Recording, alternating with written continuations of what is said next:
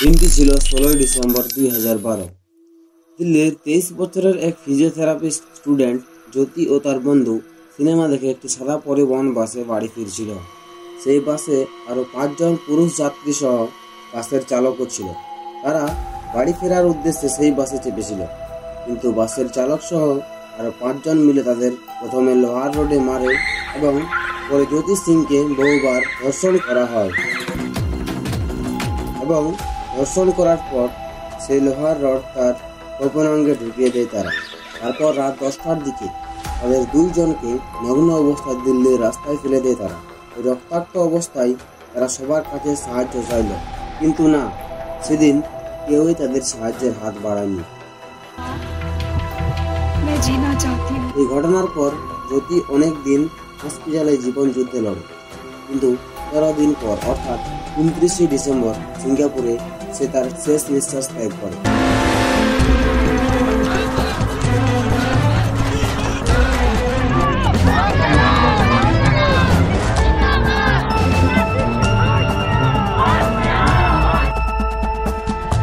নমস্কার বন্ধুরা, এই ভিডিওতে আমরা জানব কে এই জ্যোতি সিং এবং 16 ডিসেম্বর রাতে তাদের সঙ্গে কি হয়েছিল।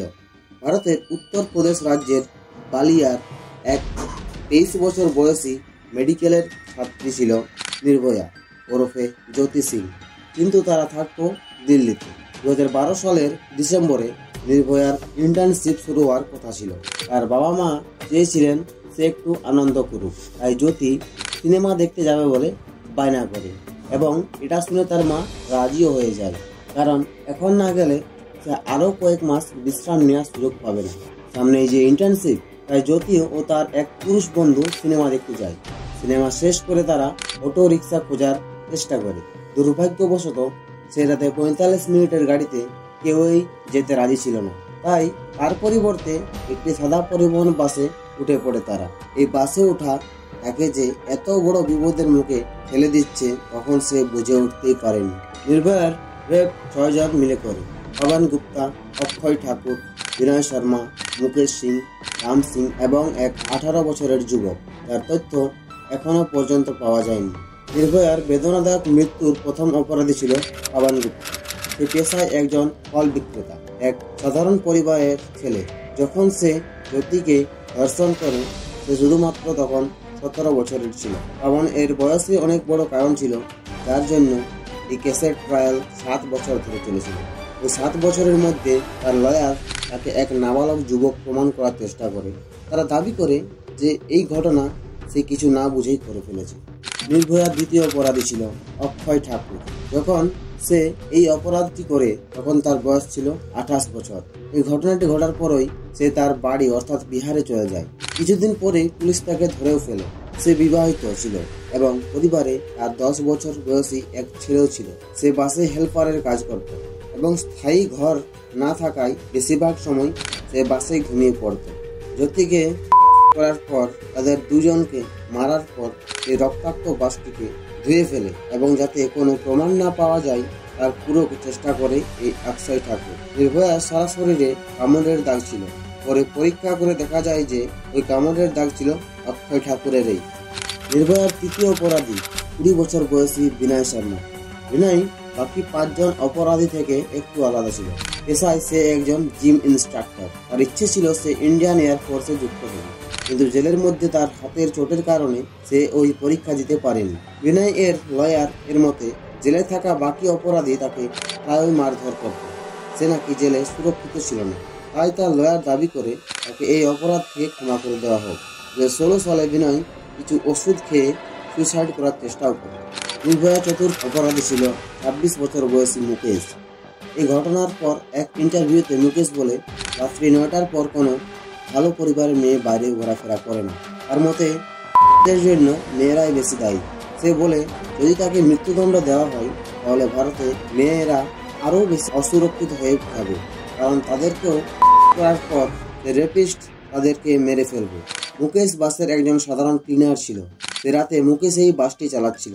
মুকেশের জ্যোতি এবং তার বন্ধুকে লোহার রোডে মেরেছিল, কিন্তু কোর্টে মুকেশের লয়ার দাবি করে সে নাকি কখনো নির্ভয়ার করেইনি, কারণ সে তখন বাস চালাচ্ছিল।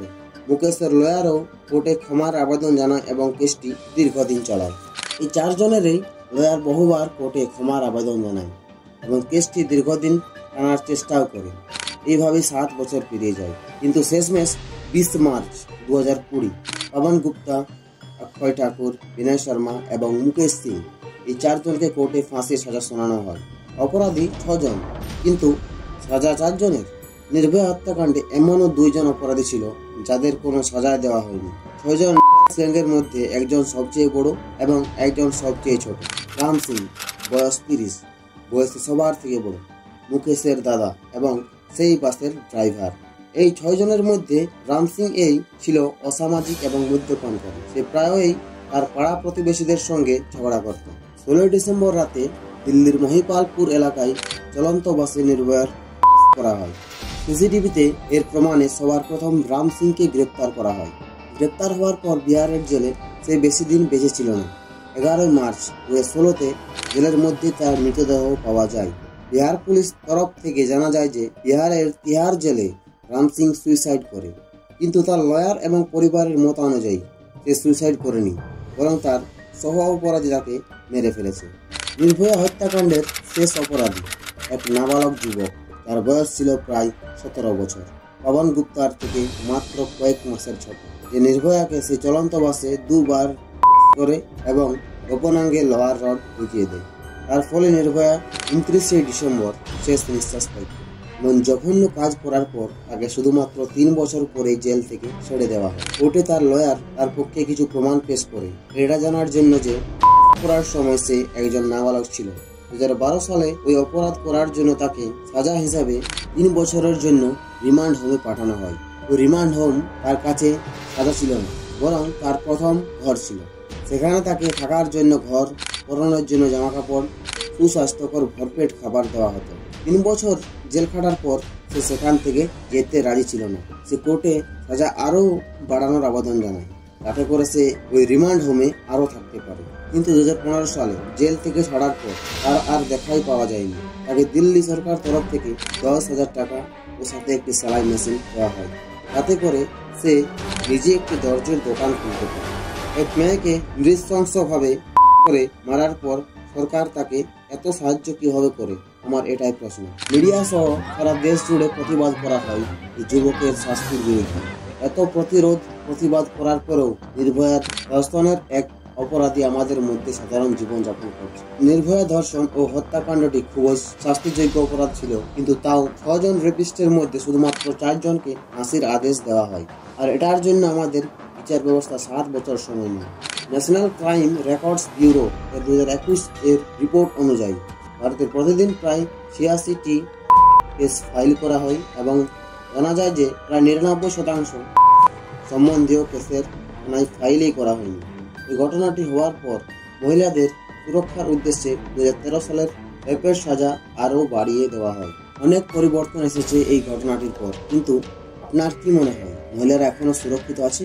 এরপরেও আরজিকর মেডিকেল কলেজের ঘটনা, ইউপিতে এক 19 বছর বয়সী মেয়েকে 26 জন মিলে 6 দিন ধরে, 2012 সালের হায়দ্রাবাদে এক 17 বছর বয়সী মেয়েকে 6 জন মিলে, পশ্চিমবঙ্গের নদিয়া জেলার হাঁসখালিতে এক 14 বছর বয়সী মেয়েকে 2 অধিক জন মিলে।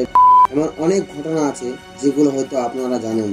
এত কিছু জানার পর বা দেখার পর মনে একটাই প্রশ্ন হয়, ভারতের মেয়েরা কি সত্যিই সুরক্ষিত?